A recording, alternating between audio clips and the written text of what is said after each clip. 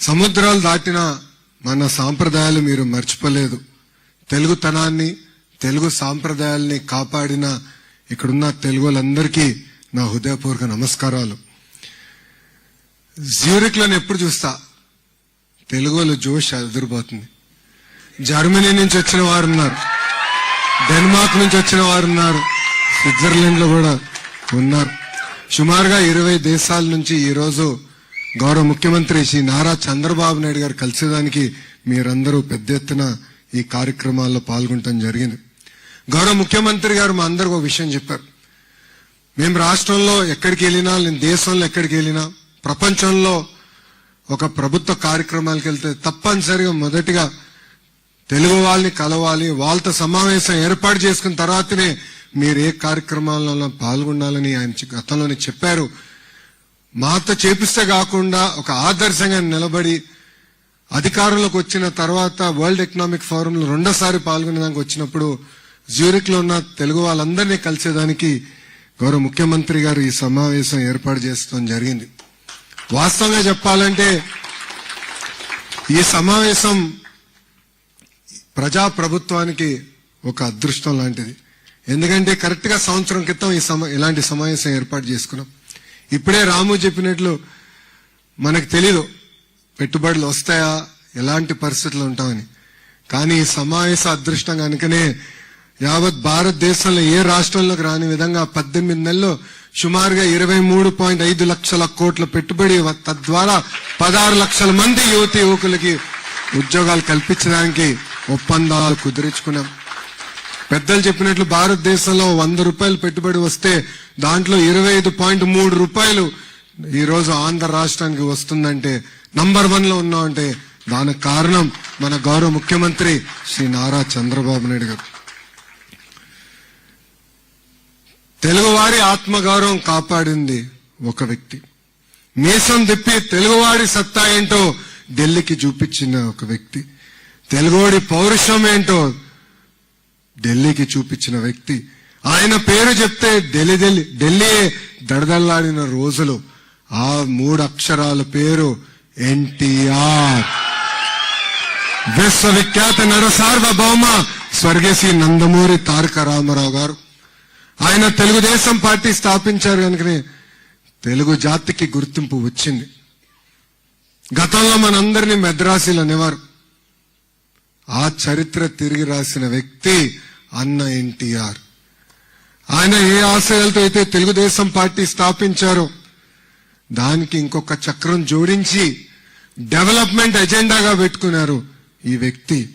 అప్పట్లో ఐటీ అని, ఇప్పుడు ఏకంగా క్వాంటమ్ అని మనందరినీ ముందుకు నడిపిస్తున్నారు. అంతేకాదు వేరే రాష్ట్రాలకి లేనిది మన రాష్ట్రానికి ఆ వ్యక్తి ఉంది. ఆ వ్యక్తి కూడా 3 అక్షరాలే, మన సిబిఎన్.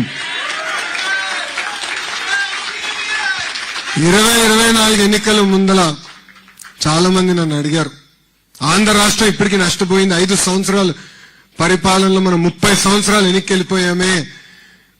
మీకు ఏముంది, మీకు ఆ భరోసా ఎక్కడి నుంచి వస్తుందంటే నేను ఒకటే చెప్పా, మాకు ఉంది వేరే రాష్ట్రాలకి లేనిది మన గౌరవ ముఖ్యమంత్రి చంద్రబాబు నాయుడు గారు. ఈరోజు గూగుల్లో పెట్టుబడి కానివ్వండి, ఆర్సిలర్ మిత్తల్ పెట్టుబడి కానివ్వండి, టీసీఎస్, కాగ్నిసెంట్, సాలపురి సత్వ, ఏఎన్ఎస్ఆర్, రెన్యూవబుల్ ఎనర్జీలో పెద్ద ఎత్తున పెట్టుబడులు కానివ్వండి, ఏ రంగంలో తీసుకున్నా కూడా ఈరోజు పారిశ్రామికవేత్తలు ఆంధ్ర రాష్ట్ర వైపు చూస్తున్నారంటే దానికి కారణం మన గౌరవ ముఖ్యమంత్రి శ్రీ నారా చంద్రబాబు నాయుడు గారు. ఒక మాటలో చెప్పాలంటే ఆయన చాలా రేర్ పీస్, యూనిక్ పీస్. నేను మా నాయకులందరినీ ఒకటే చెప్తా, ఆయన్ని మనం బ్లైండ్ గా ఫాలో అవ్వాలని. ఎందుకంటే ఆయనకు విజన్ ఉంది. ఆయన ప్రపంచం రాబోయే 20 సంవత్సరాలు ఎక్కడికి వెళ్తుందో ముందు చూపున్న వ్యక్తి. ఆనాడు పెద్ద ఎత్తున ఇంజనీరింగ్ కాలేజీలు తీసుకొస్తే ఎగతాళి చేసిన వారు ఎంతో మంది ఉన్నారు. హైదరాబాద్ ఎయిర్పోర్ట్ నిర్మించడానికి 5,000 ఎకరాలు కావాలంటే ఆనాడు చాలా మంది ఎగతాళి చేశారు. ఈ రోజు చూడండి హైదరాబాద్ ఎయిర్పోర్ట్ ఏ స్థాయికి వెళ్ళిందో. ఇంతేకాదు ఎర్ర బస్సు రాని ఊరికి ఎయిర్పోర్ట్ అవసరమా అని గతంలో ఎగతాళి చేసిన వారిని చూసాం. ఈ రోజు అక్కడనే భోగాపుర ఏర్పాటు నిర్మించిన గొప్ప వ్యక్తి చంద్రబాబు నాయుడు గారు. 1995-96లో ఆయన ఐటీ అంటే ఆనాటి ప్రతిపక్షంలో ఉన్న వారు కంప్యూటర్ అన్నం పెడుతుందా అని అడిగిన వారు ఈ రోజు అదే కంప్యూటర్ మనందరికి అన్నం పెడుతుంది.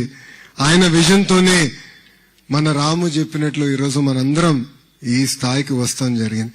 ఏ దేశానికి వెళ్ళినా తెలుగు వాళ్ళు ఉన్నారంటే దాని వెనకాల కారణకుడు గౌరవ ముఖ్యమంత్రి శ్రీ నారా చంద్రబాబు నాయుడు గారు. ఒక పక్కన ఆయన, ఇంకో పక్కన ఆంధ్ర రాష్ట్రంలో ఇంకొక టీం ఉందండి, అది టీం 11. అర్థమైందా రాజా? అర్థమైందా రాజా? అదొక ఏడుపు గొట్టు టీము. వాళ్ళకి ఏడుస్తోంది తప్ప ఇంకేది తెలీదు. పెట్టుబడులు మేము తీసుకొస్తామంటే ఏడుస్తారు. సింగపూర్కి వెళ్ళి పెద్ద ఎత్తున మేము అక్కడున్న మంత్రుల్ని పారిశ్రామికవేత్తలు కలిస్తే ఆంధ్ర రాష్ట్రానికి రావద్దని ఆ ఏడుపు గొట్టు టీము ఈమెయిల్ పెట్టే పరిస్థితి. ఇంతేకాదు కొన్ని కంపెనీలు కలిస్తే వాళ్ళు కూడా ఈమెయిల్ పెడుతున్నారు ఆంధ్ర రాష్ట్రానికి రావద్దని. కానీ గౌరవ ముఖ్యమంత్రి చంద్రబాబు నాయుడు గారిని చూసి ఆ కంపెనీలు వస్తే మటు క్రెడిట్ తీసుకోవాలనుకుంటున్నారు. క్రెడిట్ చోరీ అంటారు. ఈ టీం 11 మోహన్ చూసి ఎవరిని వస్తారా ఆంధ్ర రాష్ట్రానికి? వాళ్ళకి క్రెడిట్ ఇవ్వాలండి. కోడి కత్తికి క్రెడిట్ ఇవ్వాలి. బాబాయిని లేపేసిన క్రెడిట్ ఇవ్వాలి. తల్లిని చెల్లిని మెడబెట్టి బయటికి గెంటేసిన క్రెడిట్ ఈ ఏడుపుగొట్టు టీంకి ఇవ్వాలి మనందరం.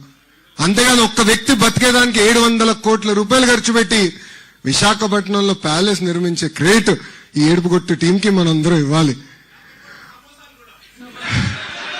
నాకన్నా మీకే బాగా తెలుసు రా భయ్. గతంలో కోడిగుడ్డు మంత్రిని మీరు డావోస్కి ఎందుకు వెళ్ళలేదంటే అక్కడ చాలా చలిగా ఉంది, మేము డావోస్కి వెళ్ళలేమని చెప్పే పరిస్థితి మనందరం చూసాం. ఎంత చల్లగా ఉన్నా ఎంత వేడిగా ఉన్నా తెలుగోల కోసం అహర్నిశలు కష్టపడే ఏకైక వ్యక్తి గౌరవ ముఖ్యమంత్రి శ్రీ నారా చంద్రబాబు నాయుడు గారు. ఇది మన ప్రభుత్వం. వీఆర్ నాట్ పర్ఫెక్ట్, మేము మనుషులమే. 10 నిర్ణయాలు తీసుకుంటాం, 3 తప్పు అవుతుంది. 3 తప్పు నిర్ణయాలు అనిపిస్తే తెలియజేయాల్సిన బాధ్యత ఇక్కడున్న మీ అందరి పైన ఉంది. సరిదిద్దుకోవాల్సిన బాధ్యత వేదిక పైన ఉన్న మా అందరి పైన ఉంది. వింటాం, చర్చిస్తాం. మేమన్నా మిమ్మల్ని కన్విన్స్ చేస్తాం, మీరన్నా మమ్మల్ని కన్విన్స్ చేయాలి తప్ప ఆంధ్ర రాష్ట్రంలో ఇంకా మార్పు అనేది ఉండదు. ఈ ప్రభుత్వం 1 టర్మ్ 2 కాదు కదా. పవన్ అన్న చెప్పినట్లు కనీసం 15 సంవత్సరాలు కలిసికట్టుగా మనందరం పనిచేయాలని ఈ సభాముఖం మీ అందరికీ తెలియజేస్తున్నాం.